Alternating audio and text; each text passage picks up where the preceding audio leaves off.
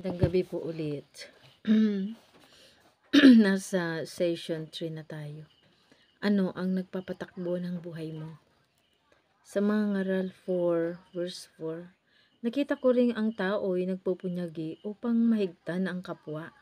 Wala rin itong kabuluhan at nauuwi sa wala. Sabi ni Thomas Carlyle, ang taong walang layunin ay parang barkong walang timon. Isang palaboy, isang bagay na wala, isang taong walang kabuluhan. Ang buhay ng bawat tao ay pinapatakbo ng isang bagay. Sa mga diksionaryong Ingles, ang kadalasang kahulugan ng salitang drive ay to guide, to control, or to direct.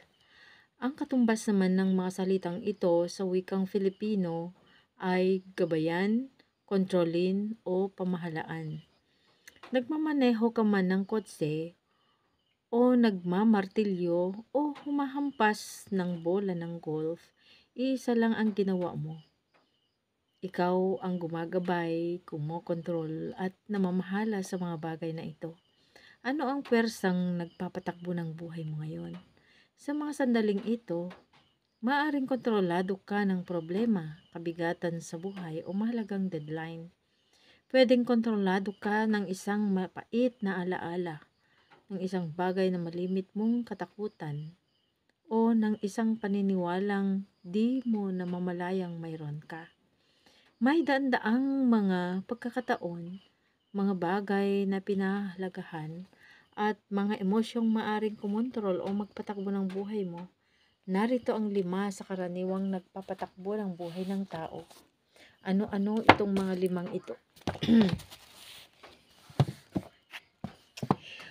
Una, maraming tao ang kontrolado ng kasalanan. Tinatakasan nila ang mga bagay na kanilang pinagsisisihan at sa pagtatago ng kanilang kahihiyan. Ang buhay ng mga taong kontrolado ng makasalanang budhi o guilt ay pinaiikot ng mga alaala. Hinahayaan nilang kontrolin ng nakaraan ang kanilang kinabukasan.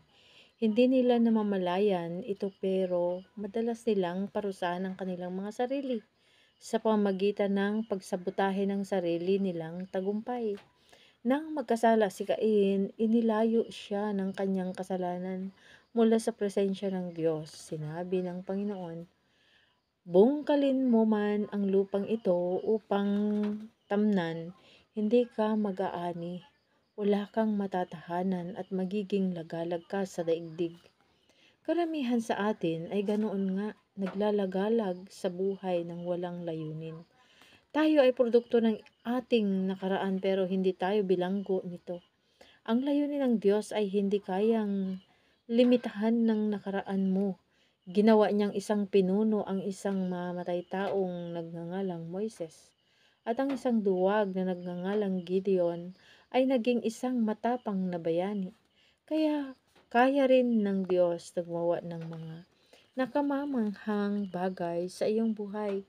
Ang Panginoon ay isang espesyalista sa pagbibigay sa mga tao ng pagkakataong magsimula muli. Sinasabi ng Biblia, mapalad siya na pinatawad ang pagsuway, na ang kasalanan ay tinakpan. Maraming tao ang kontrolado ng hinanakit at galit. PGH, ika nga. Ano yung PGH? Puot, galit, hinanakit. Ayaw nilang bitawan ang kanilang mga sama ng loob at hindi nila mapagtagumpayan ang mga ito. Sa halip, napakawalan ng hapdi sa pamamagitan ng pagpapatawad. Inuulit-ulit nila ito sa kanilang mga isipan. Ang ibang taong kontrolado ng hinanakit ay tumatahimik ngunit itinatago sa loob ang galit. May iba namang mabilis sumabog at ibinupulalas ang galit sa iba. Ang dalawang ugaling ito ay parehong nakakasama at hindi nakatutulong. Ang hinanakit ay mas nakakasira sa iyo kaysa sa taong nakasakit sa iyo. Malamang ay nakalimutan na ng taong iyon ang nagawa niya sa iyo at nagpapatuloy na ang kanyang buhay, samantalang ikaw ay nakababad pa rin sa iyong hinanakit at nabubuhay sa nakaraan. Makinig ka, ang mga nanakit sa iyo noon ay hindi na makakapinsala sa iyo ngayon. Maliban na lang kung patuloy mong panghahawakan ang hapdi ng hinanakit. Ang nakaraan mo'y nakaraan na. Wala nang makakapagpabago dito. Sinasaktan mo lang ang sarili mo sa pamamagitan ng kapaitan ng loob. Para sa kapakanan mo, alamin kung ano ang matututunan mo sa mapait mong karanasan. At pagkatapos ay pakawalan mo na ito. Ang sabi ng Biblia, sapagkat ang bigat ng loob ay pumapatay sa taong hangal at ang paninibugho ay pumapatay sa mangmang.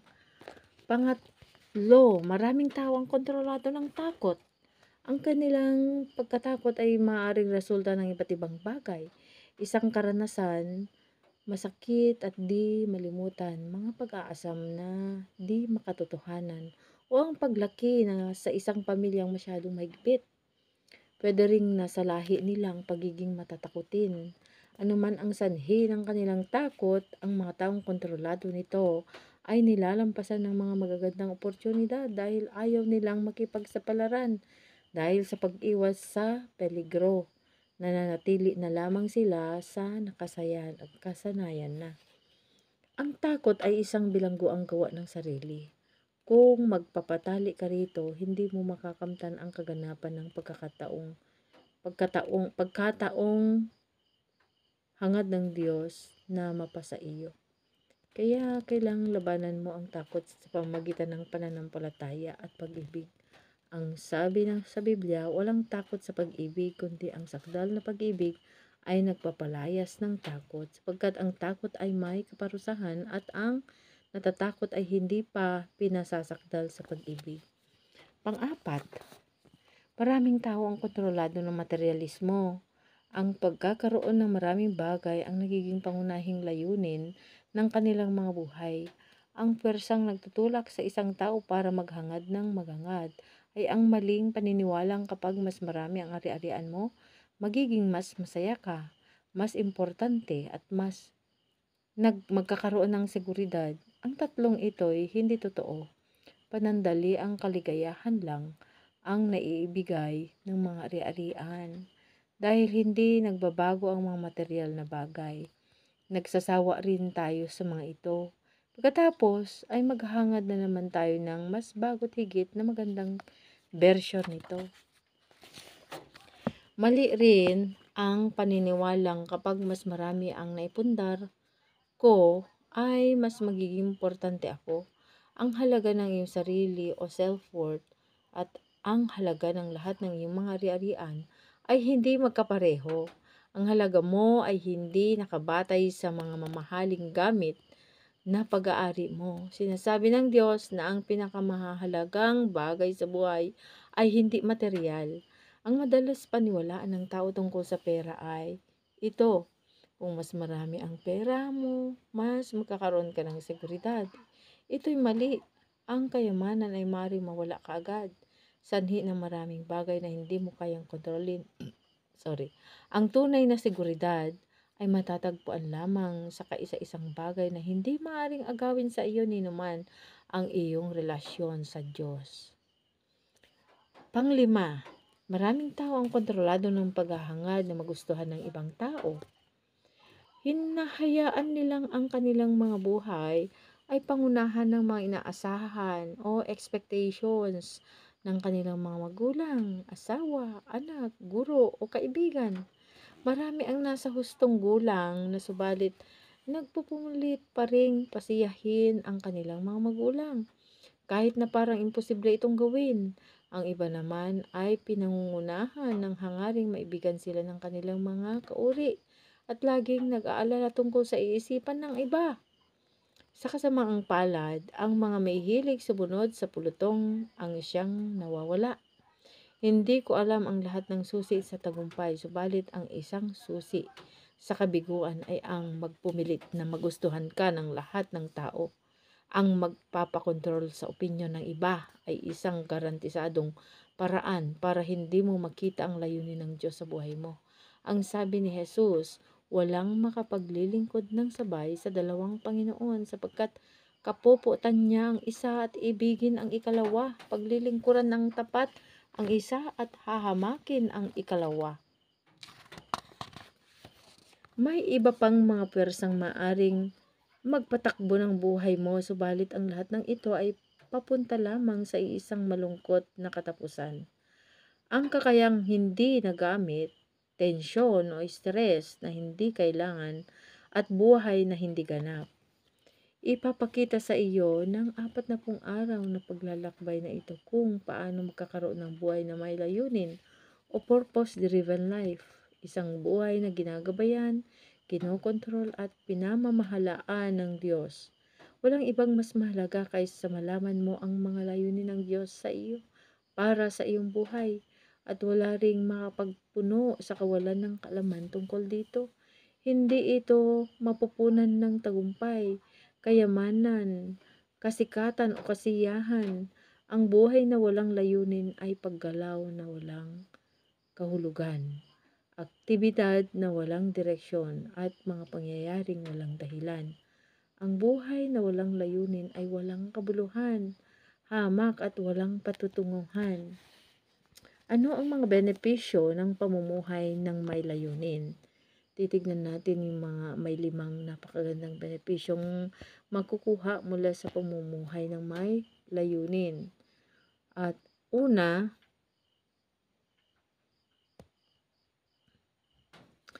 ang pangunawa sa iyong layunin ay magbibigay ng kahulugan sa iyong buhay.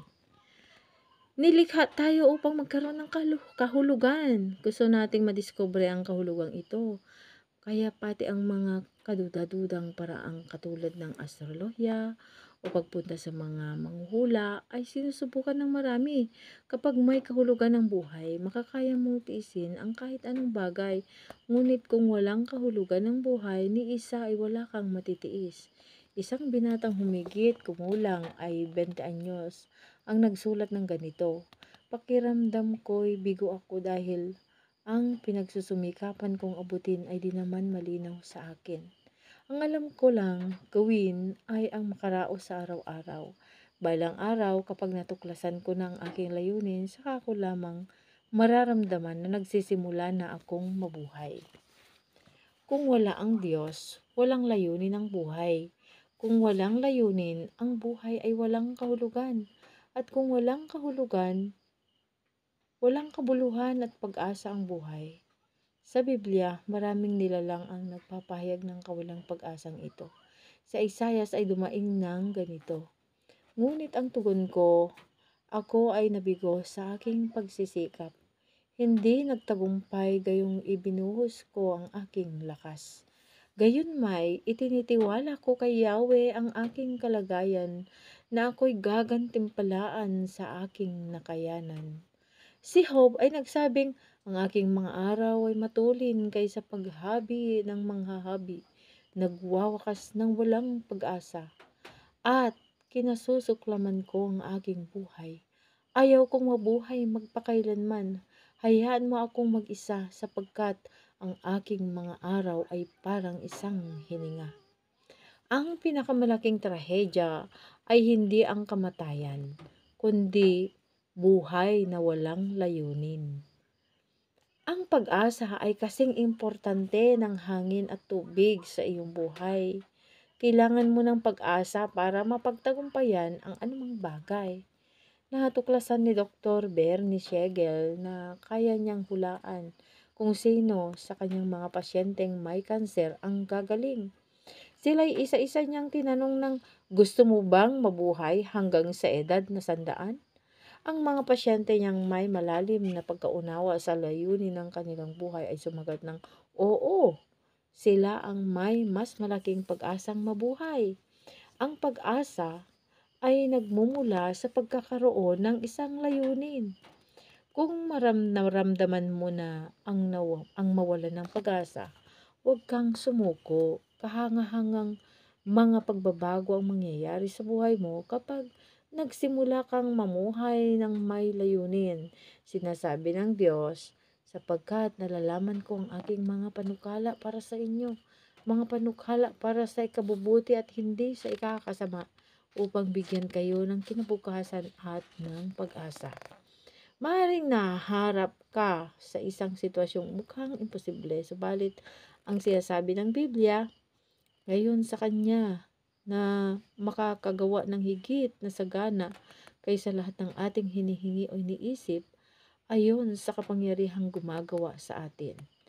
Pangalawa, ang pangunawa sa iyong layunin ay magpapagaan ng buhay mo. Malalaman mo kaagad kung ano ang gagawin mo at kung ano ang hindi. Magiging batayan mo ang iyong layunin sa pagsusuri kung aling magagawain ang kinakailangan at alin ang hindi. Magtatanong ka lang ng ganito, ang gawain bang ito ay makakatulong para sa maganap ang isa sa mga layunin ng Diyos para sa buhay ko? Kung wala kang malinaw na layunin, wala kang pundasyong pagbabatayan ng iyong pagdedesisyon, paglalaanan ng oras, lakas at yaman. Malamang ay ibabatay mo ang iyong desisyon sa mga nangyayari, sa tindi ng iyong pinagdaraanan o kaya'y sa kondisyon ng iyong isip at emosyon sa mga sandaling iyon. Ang mga taong hindi alam ang kanilang layunin sa buhay ay nagpupumilit na makagawa ng napakaraming bagay.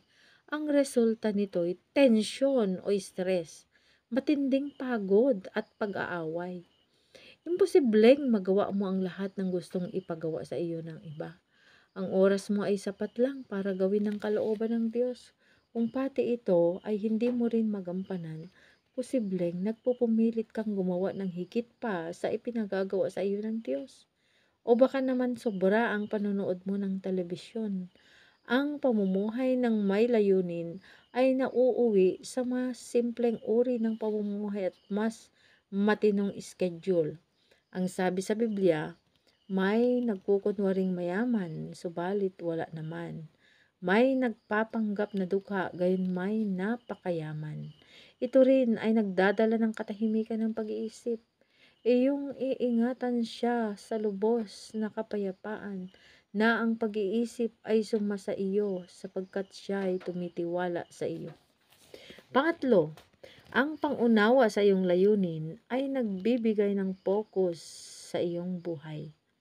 Na itutuon nito ang iyong pagsisikap at lakas sa mga bagay na mahalaga. Nagiging epektibo ka sa pamamagitan ng pagiging mapili. Likas sa tao ang maabala ng mga maliliit na bagay. Si Henry David Thoreau ay nagmasid noon at nagsabi ng people live lives of quiet desperation. Ang karamihan daw ng mga tao ay namumuhay ng tahimik sa kawalang pag-asa. Sa panahon natin ngayon, ang mas akmang pagsasalarawan ay aimless distraction o walang layuning pagkataranta. Maraming tao ang parang mga gyroscope, paikot-ikot ng mabilis pero wala namang patutunguhan. Kung wala kang malinaw na layunin, magpapabago-bago ka ng direksyon, trabaho, relasyon, simbahan at iba pang mga panlabas na bagay. Umasa kang ang bawat pagbabago ay makapapawi sa kalituhan mo o kaya ay makapagpupuno sa kahungkagan ng iyong puso. Iniisip mo, siguro naman ngayon ay mababago na ang lahat. Subalit hindi nito kayang lutasin ang totoong problema mo, ang kawalan ng focus at layunin. Ang sabi ng Biblia, huwag kayong magpakamangmang. Unawain ninyo kung ano ang nais ng Diyos na inyong gawin. Ang kapangyarihan ng pagkakaroon ng focus ay makikita sa liwanag. Ang kalat na liwanag ay mahina pero pwede mong tipunin ang enerhiya nito kung ipopokus mo ito sa pamamagitan ng isang magnifying glass o lenteng nagpapalaki ng hitsura. Ang mga sinag ng araw ay pwedeng ipokus para magsindi ang damo o papel. Kapag ang liwanag ay naipokus ng higit pa at ito'y naging isang laser beam kaya nitong pumutol ng bakal. Wala nang higit pa sa lakas ng isang buhay na nakapokus, isang buhay na may layunin. ang mga kalalakihan at kababaihang nagkaroon ng malaking impluensya sa kasaysayan ng mundo ay nabuhay ng nakapokus. Sa katunayan, mas nakasentro ang kanilang mga buhay kaysa sa karaniwang tao. Halimbawa, nakayanan ni Apostol Pablong ipakalat ang Kristyanismo sa buong Roma. Halos mag-isa lang siya nang gawing ito. Ang sekreto niya ay isang buhay na nakapokus. Sinabi niya, ang ginagawa ko ngayon, nililimot ang nakaraan at sinisikap na makamtan ang nasa hinaharap.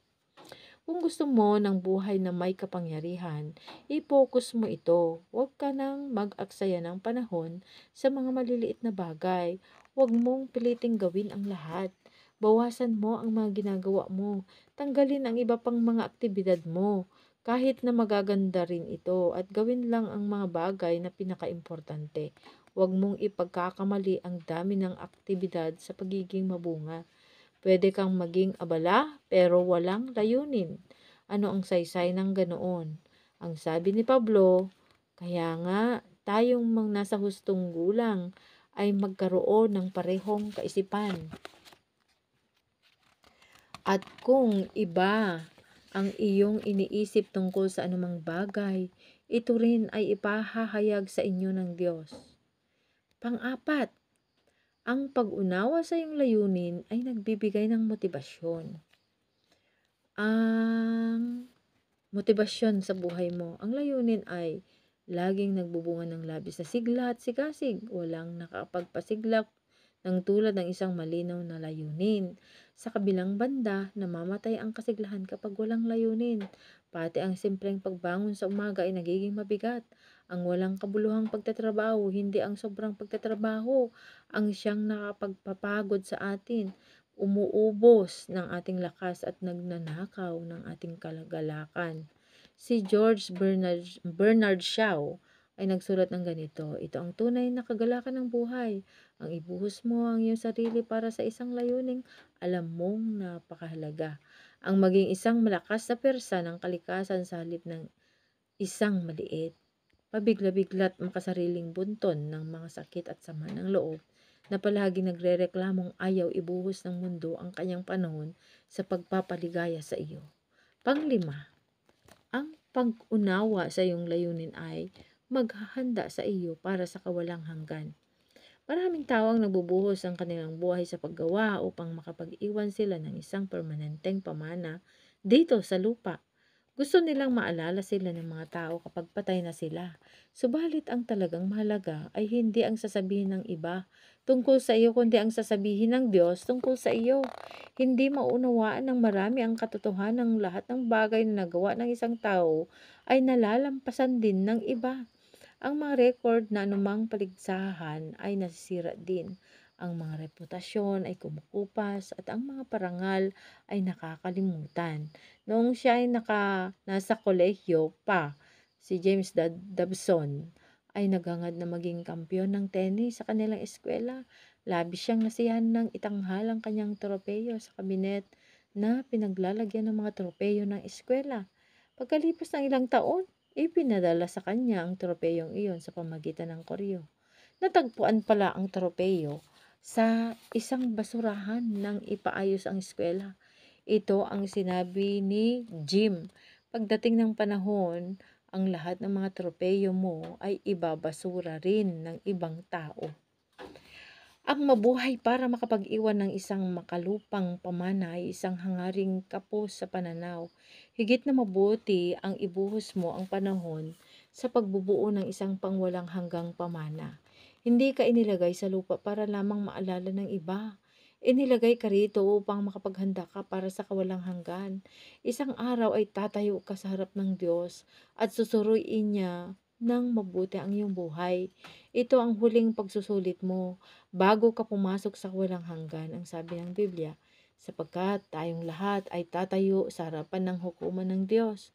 Kaya't ang bawat isa sa atin ay magbibigay sulit sa Diyos ng kanyang sarili. Sa kabutihang palad, gusto ng Diyos na makapasa tayo sa pagsusulit na ito, kaya ibinigay na niya kaagad sa atin ang mga tanong na lalabas. Mula sa Biblia ay pwede na nating ipalagay na dalawa ang magiging mahalagang tanong ng Diyos sa atin. Una, ano ang ginawa mo sa aking anak na si Hesus Kristo? Hindi magtatanong ang Diyos tungkol sa iyong relihiyon o doktrina. Ang tanging bagay na magiging mahalaga ay ito, tinanggap mo ba ang ginawa ni Jesus para sa iyo? At natutunan mo ba siyang mahalin at pagtiwalaan? Sinabi ni Jesus, "Ako ang daan, ang katotohanan at ang buhay. Walang makapupunta sa Ama kundi sa pamamagitan ko." Pangalawa, ano ang ginawa mo sa mga bagay na binigay ko sa iyo? Ano ang ginawa mo sa buhay mo? Sa lahat ng mga kaloob, talino, oportunidad, lakas, relasyon, at mapagkukunang yaman binigay sa iyo ng Diyos. Inumbos mo ba ang mga ito sa sarili o ginamit para sa mga layunin ng Diyos para sa iyo? Hanggang nag-aklat na ito na maihanda ka para sa dalawang tanong na nabanggit. Ang unang tanong ay magbibigay katiyakan sa kung saan ka mananatili magpakailanman. Ang ikalawang tanong ay magbibigay katiyakan sa kung ano ang gagawin mo magpakailanman. Kapag natapos mo na ang aklat na ito, magiging handa ka nang sagutin ang dalawang tanong na ito. At pag-iisip tungkol sa aking layunin, puntong dapat pagnilayan.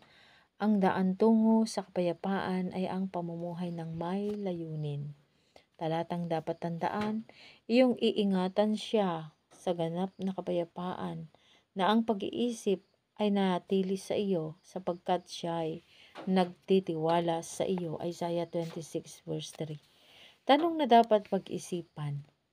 Kung tatanungin ang aking pamilya at mga kaibigan, ano kaya ang sasabihin nila na nagpapatakbo ng buhay ko? Ano ba ang gusto kong maging sagot nila? Salamat for watching. God bless you.